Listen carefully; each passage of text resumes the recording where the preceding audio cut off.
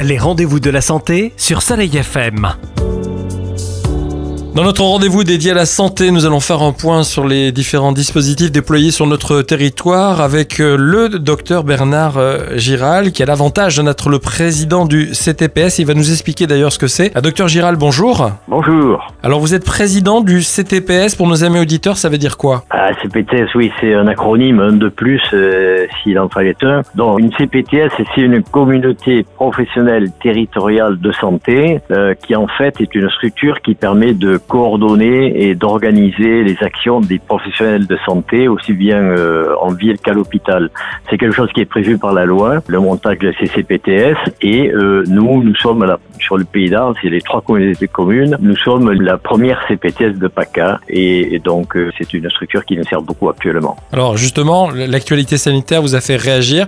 Tout de suite, vous avez vu un petit peu ce qui posait problème, c'est-à-dire les consultations dans les cabinets, et donc le risque d'infectation et de diffusion de ce virus, et vous avez sollicité les élus du territoire. Voilà, alors en fait, cette épidémie qu'on n'avait pas vu arriver, mais dans laquelle on est empêtré maintenant, fait qu'on risquait de recevoir dans nos cabinets des gens atteints du Covid et qui risquaient de contaminer les patients qui ne l'avaient pas. Donc on a décidé de faire des sites de consultation externalisés hors de nos cabinets, de telle sorte que lorsque quelqu'un sollicite nos services en consultation, on dit si vous avez quelque chose qui ressemble à une maladie infectieuse ou respiratoire, vous restez chez vous, on vous verra en visite à domicile ou en téléconsultation, ou bien on vous donne rendez-vous pour aller dans le site de consultation externalisé. En l'occurrence, à Fontvieille, c'est la salle polyvalente, qui a été montée avec un système hyper sécuritaire pour les patients, pour les professionnels qui y travaillent,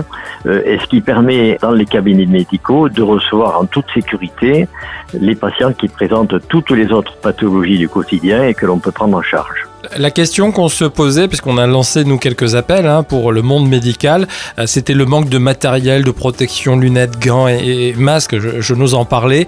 Est-ce qu'au jour d'aujourd'hui, vous avez toujours ce manque? Alors ce manque, il est cruel, oui, bien sûr, nous l'avons toujours. Alors nous avons, par le système D, nous sommes arrivés à trouver du matériel de protection, en particulier pour démarrer.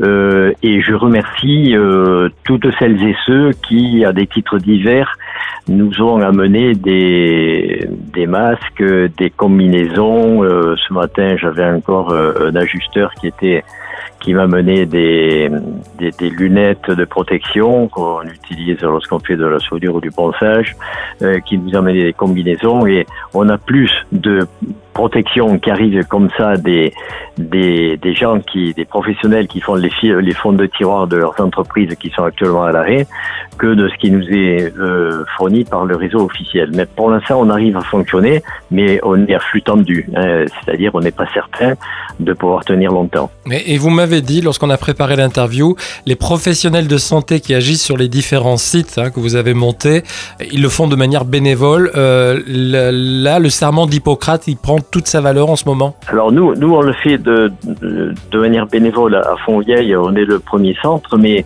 il est bien certain que ce sera peut-être pas possible partout, parce qu'il y a des médecins qui se trouvent avec des cabinets totalement désertés. Ils sont des médecins qui ont des échéances à payer tous les mois, etc. Et donc, ce qu'on leur conseille, c'est lorsqu'ils vont intervenir et vaquer dans ces centres, eh bien ce sera pour eux un équivalent de visite à domicile pour laquelle ils pourront être honorés dans le règlement, mais des visites à domicile sécurisées pour le patient et sécurisées pour eux, parce que les domiciles ne sont pas toujours des sites où les uns et les autres sont particulièrement protégés. C'est un petit peu la double peine pour les médecins que vous êtes, c'est-à-dire que vous êtes confrontés à la maladie et confrontés aussi à la précarité économique. Alors dernièrement, l'actualité vous a fait réagir, puisque vous avez réagi notamment sur le thème de la chloroquine, ce médicament qui est promu par le professeur Raoult donc à Marseille, et vous vous êtes dit non, c'est pas possible, il faut que je dise quelque chose par rapport à cette situation. Écoutez, moi ça fait 47 ans que j'exerce, 47 ans que je prescris de la chloroquine à des patients chez laquelle elle est indiquée. Ils le prennent tous les jours pendant des décennies dans des maladies chroniques telles qu'une maladie qui s'appelle le lupus, mais il y en a bien d'autres. Et on surveille l'apparition d'effets secondaires. Moi, j'en ai pas vu en 47 ans d'exercice. Et là, les commissions d'experts qui causent dans les salons parisiens recommandent de ne pas utiliser la chloroquine chez les patients suspects de Covid ou atteints de Covid à des stades précoces. Dans le même discours, ils disent qu'ils vont la tester chez des malades graves atteints de Covid, graves et hospitalisés. C'est pour certains déjà qui ont un pied dans la tombe. Donc, s'ils prescrivent s'ils autorisent une étude dont il faudra des semaines pour en avoir les conclusions, s'ils prescrivent dans une étude de la chloroquine à titre expérimental, ils avouent eux-mêmes qu'elle pourrait marcher.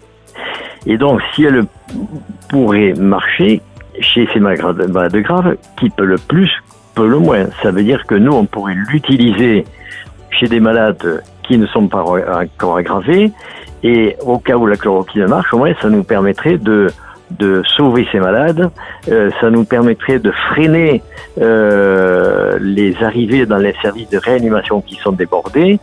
Et on arrive à un paradoxe, c'est que finalement, on nous demande de prescrire la mort sur ordonnance, parce que notre conviction, et si l'on reste fidèle à notre serment d'Hippocrate, on doit soigner le patient en lui donnant tous les moyens de guérir en notre possession. On a la conviction, et les experts parisiens nous le confirment, que la chloroquine pourrait marcher. Alors pourquoi ne pas utiliser la chloroquine chez des patients qui sont encore en bon état pour leur éviter de s'aggraver? C'est scandaleux. Je pense que ce scandale va laisser des traces, qu'il y aura des comptes à régler après la crise. Je pense que les professionnels se soulèveront pour essayer de rendre justice à nos patients. Et finalement, à partir de la décision qui a été prise avant-hier, sur tous les morts dont on fait le décompte aujourd'hui, il faudra savoir qu'une grande partie d'entre eux sont peut-être des morts illégitimes qui auraient été sauvés par la chloroquine. Le message que vous divulguez, puisque vous êtes en contact avec l'organisme que vous représentez, le CTPS, avec d'autres médecins, c'est un témoignage partagé, c'est-à-dire une conviction. Donnez-nous les moyens, même si c'est peut-être pas l'alpha et l'oméga, cette chloroquine, donnez-nous les moyens de la prescrire, c'est ça? C'est exactement. Laissez-nous la prescrire comme nous le faisons depuis des décennies. Et alors, on nous interdit de la prescrire au motif que les 10 jours de prescription, pour le professeur Raoult, je crois que c'est 10 jours la prescription de chloroquine nécessaire pour espérer traiter un patient, que les effets secondaires dans ces 10 jours de traitement risqueraient d'être dangereux pour le patient, et alors qu'on en prescrit pendant des patients qui en prennent tous les jours pendant des décennies. Faut qu'on m'explique ça. Alors j'ai proposé que l'on mette sur les dépouilles des morts du Covid patients ayant échappé aux méfaits de la chloroquine, puisqu'ils n'en ont pas eu. Donc au moins ils ont eu l'avantage, les morts, de ne pas avoir eu les effets secondaires de la chloroquine. Merci pour le message clair que vous venez de faire passer sur Soleil FM. Merci aussi pour l'engagement qui est le vôtre, vous, et puis toutes les personnes qui sont autour de vous et qui organisent les différents dispositifs sanitaires du quotidien. Vous l'avez dit, nous, on est en contact avec les gens qui sont malades, vont peut-être décéder et qui portent beaucoup d'espoir à votre endroit pour les guérir. N'hésitez pas, Dr Giral, à nous contacter. On partagera les messages qui sont les vôtres sur les besoins pour les heures, les jours à venir, je n'ose pas dire les semaines, mais je pense qu'on est dirigé sur des semaines encore sur cette maladie. Et on se dit à bientôt sur les ondes de Soleil FM. Merci pour votre aide. Merci. À bientôt.